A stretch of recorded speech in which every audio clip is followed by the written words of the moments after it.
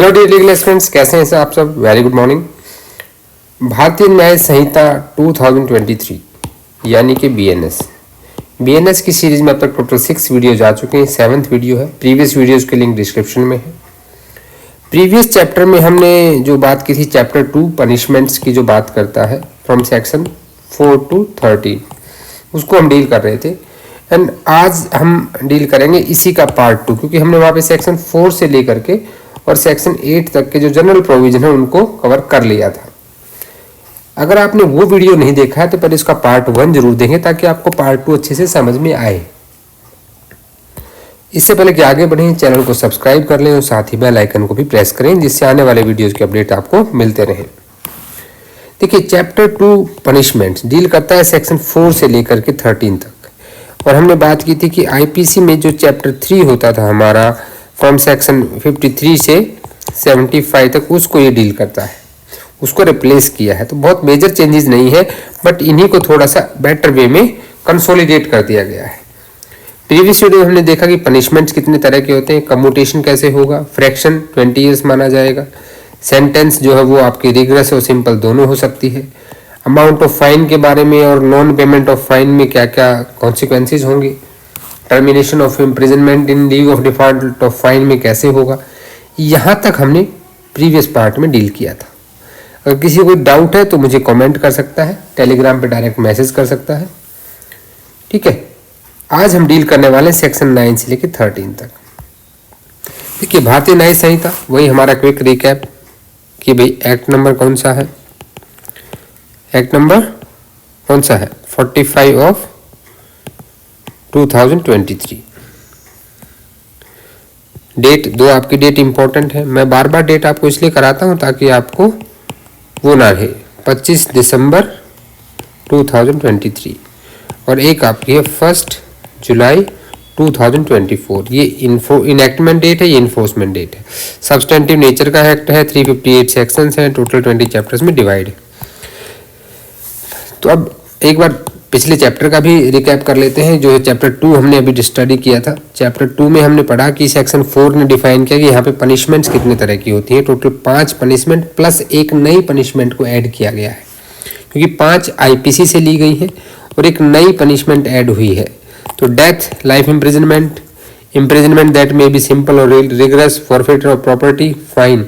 कुछ नया ऐड हुआ है वो है community service. Community service is unpaid social work something done for the benefit of society without any wages is known as community service in lieu of the punishment for minor offenses के लिए यहाँ पे दी गई है।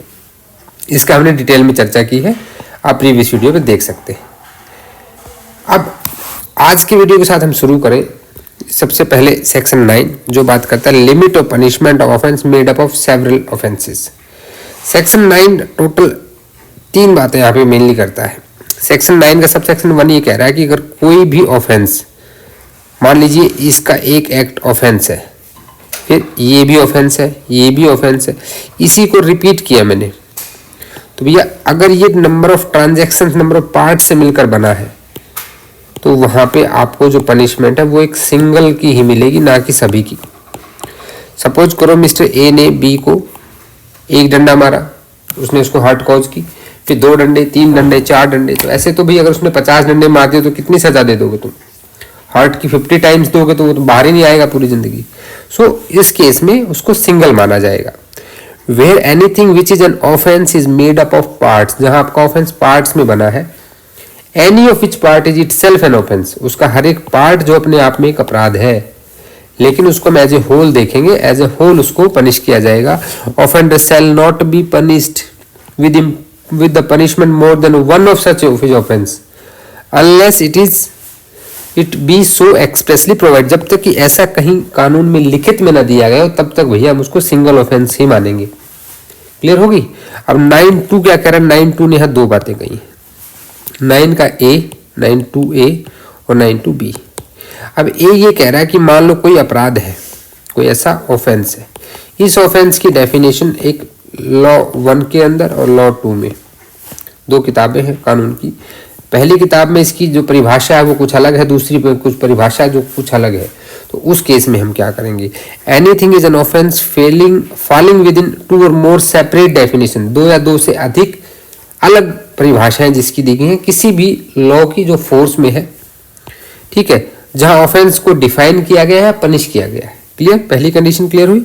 अब दूसरी condition यहाँ पे क्या कह रही है कि जहां कुछ ऐसे एक्ट जहां पे मोर देन वन कुड इटसेल्फ, यानी कि सपोज करो, आपको इसको ऐसे समझिए, 9 के 2 को हम यहाँ समझते हैं, 9 का 2, कंडीशन ए आपने समझ ली कि कोई ऑफेंस है, ऑफेंस की डेफिनेशंस यहाँ पे लॉ 1 में इसलिए लिख रहा हूँ क्योंकि यहाँ पे एक्ट का दूसरा मतलब निकल जाएगा, लॉ 2, या फिर इससे ज़्यादा मोर डेफिनेशंस हो सकती है, ठीक है। तो उस कंडीशन में, या फिर बी, जहाँ पे किसी एक व्यक्ति ने, मिस्टर ए ने एक एक्ट किया, एक्ट 1, ये अपने आप में एक ऑफेंस है, दूसरा उसने कार्य किया एक्ट 2, वो भी अपने आप में एक ऑफेंस है, लेकिन जब ये दोनों ऑफेंस एक दूसरे के साथ मिलते हैं तो ये एक्ट 3 यानी कि एक नया ऑफेंस क्रिएट कर देते हैं। क्या क्रिएट कर देते हैं?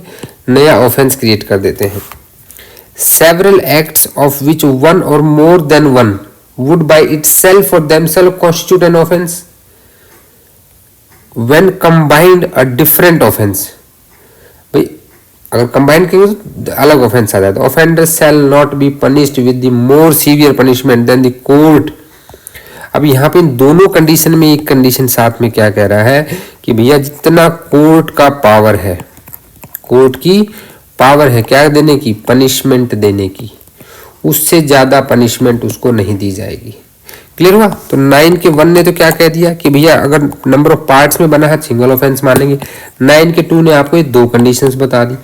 तो कोर्ट की पावर से ज्यादा नहीं होगा, क्योंकि हमारा जो बीएनएस है ये एक सब्सटेंटिव लॉ है। अब इसकी क्लैरिटी हमें मिलती है कहाँ पे?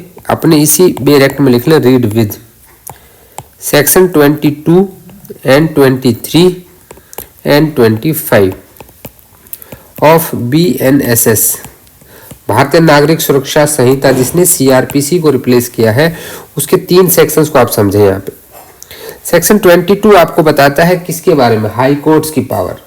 ठीक है, 22 में हाई कोर्ट और सेशन कोर्ट की पावर बताता है कि कितनी पावर कोई भी जो हाई कोर्ट या सेशन कोर्ट है वो दे सकता है।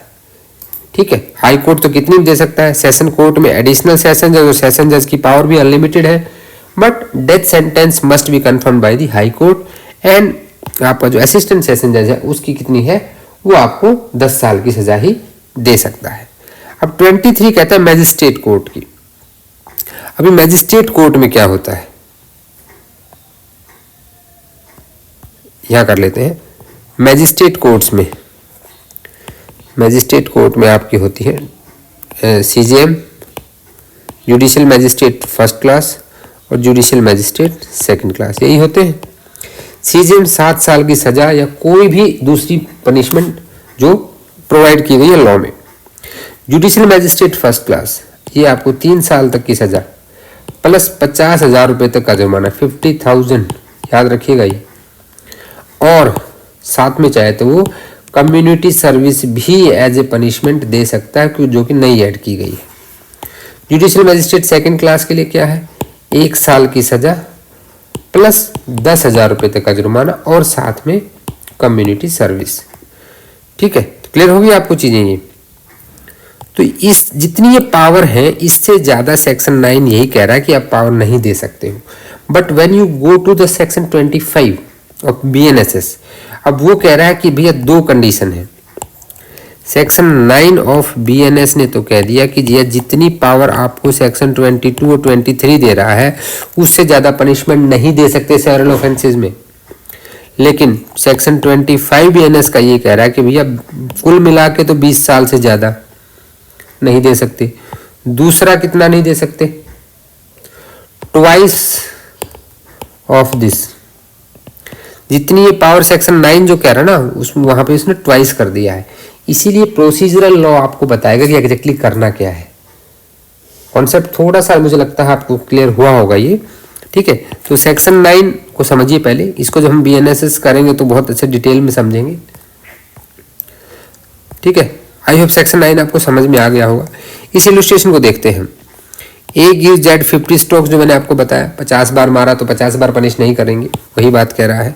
इलुस्ट्रेशन पक्का पढ़ने हैं, इलुस्ट्रेशंस बहुत बार आपके एमसीक्यू में ऐसे कैसे डिट्टो दे देता है, ठीक है, थोड़ा सा नाम कंडीशन चेंज कर देगा। सो इलुस्ट्रेशंस को बड़े अच्छे से समझते हुए चलिएगा। अब ये कह रहा है कि while A is beating Z Y interrupt, भाई ए जो है वो जेड को पिटाई कर रहा था, वाई बेचारा बीच बचाव करने आया। अब ये ने जानबूझ के जेड को भी सूद दिया कि आओ तुम बहुत ज्यादा बीच में प्रधान बन रहे हो, हम तुमको भी देखते हैं, ठीक है।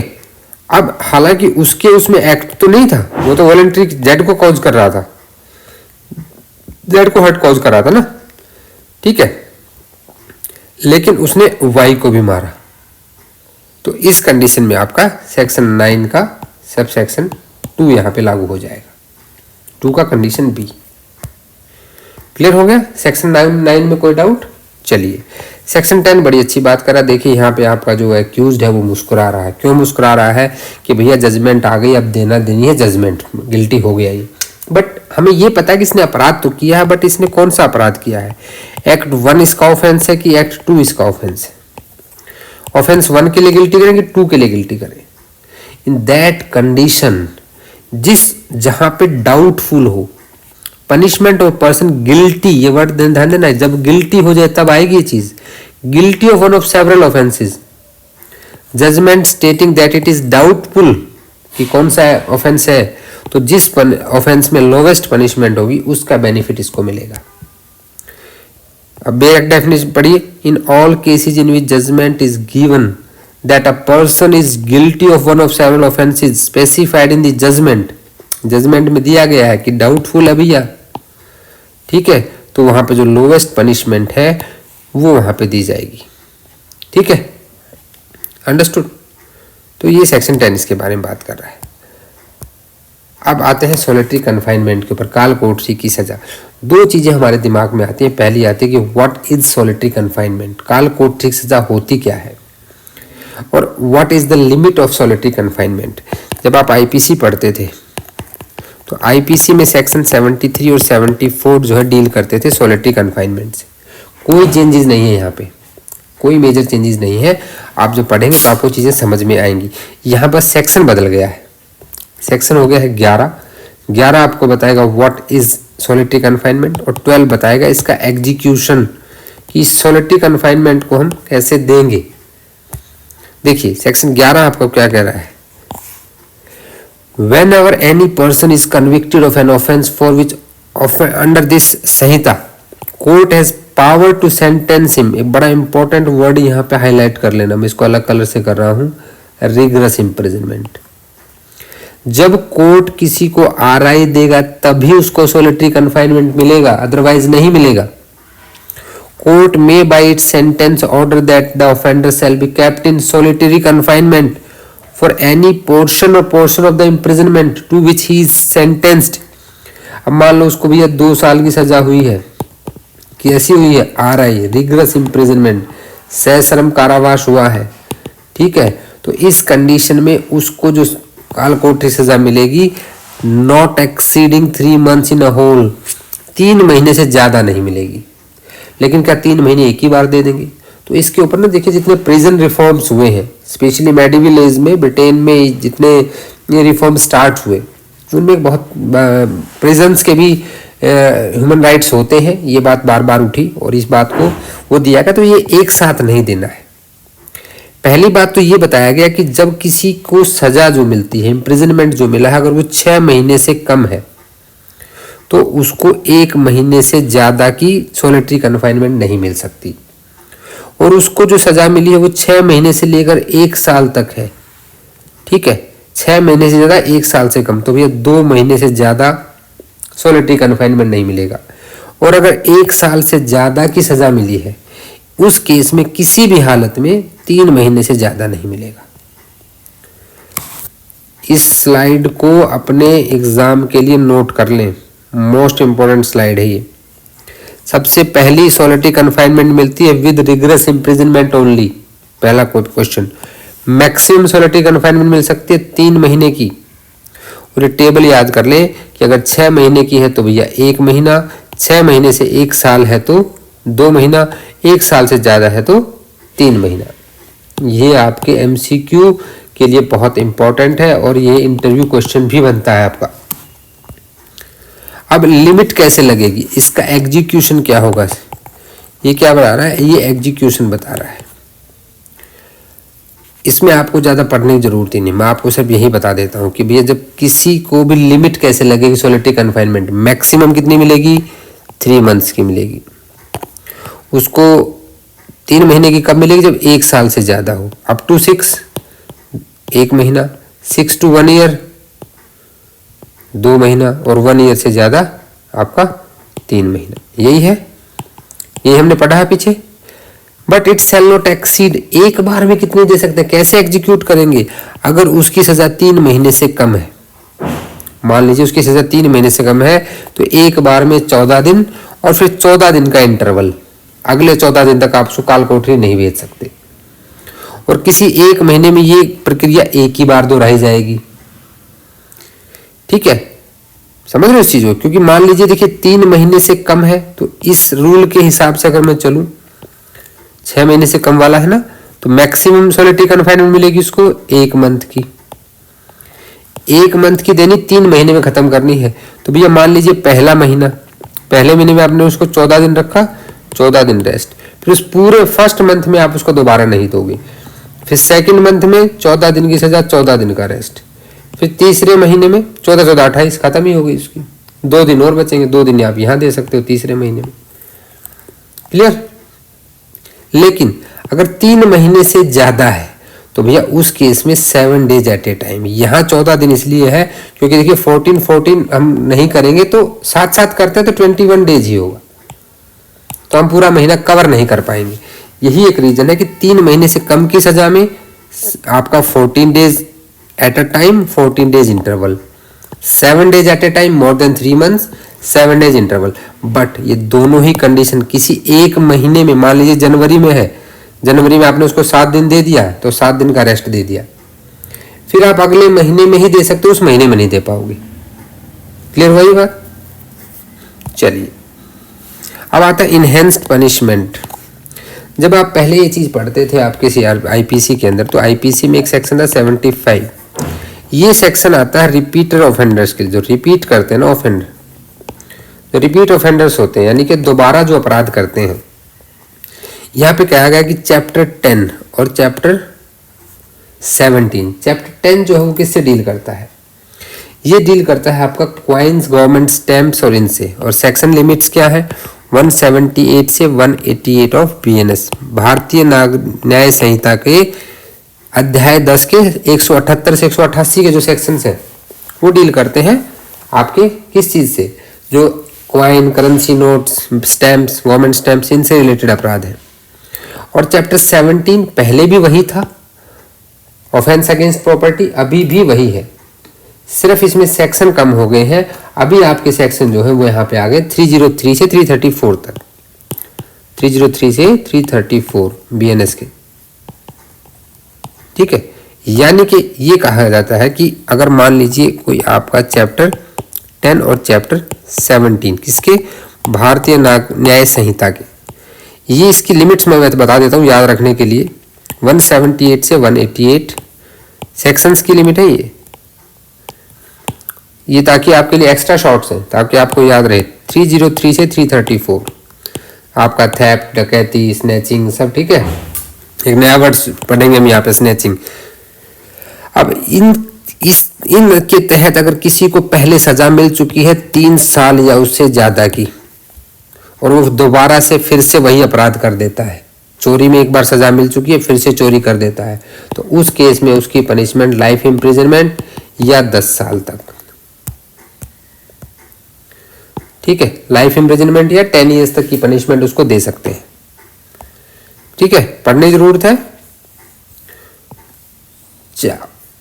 With imprisonment of either description for a term 3 years और अपवर्ड, 3 साल या उससे ज्यादा, shall be guilty of any offense punishable under either of those chapters, इनमें से किसी भी चैप्टर के तहत वो सेम पनिशमेंट या उससे ज्यादा पनिशमेंट दोबारा से अगर पकड़ा जाता है तो भैया जो सब्सिक्वेंट ऑफेंस उसने किया है उसमें उसकी सजा जो है LI हो सकती है।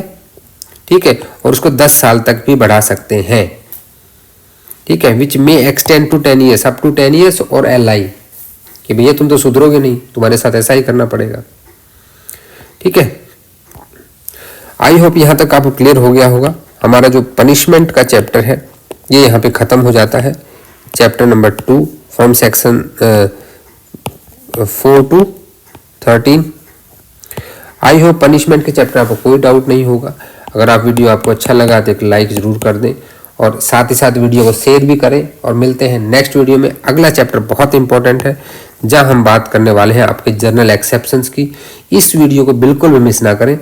This is the main core of the BNS as well as IPC में भी यही होता था आपका। वहाँ पे सिर्फ चैप्टर नंबर अलग था, यहाँ पे चैप्टर नंबर अलग है। यहाँ चैप्टर 3 हो जाएगा और IPC में यही चैप्टर 4 था। तो इसको हम डील करेंगे नेक्स्ट क्लास में। तब तक के लिए जय हिंद, जय भारत।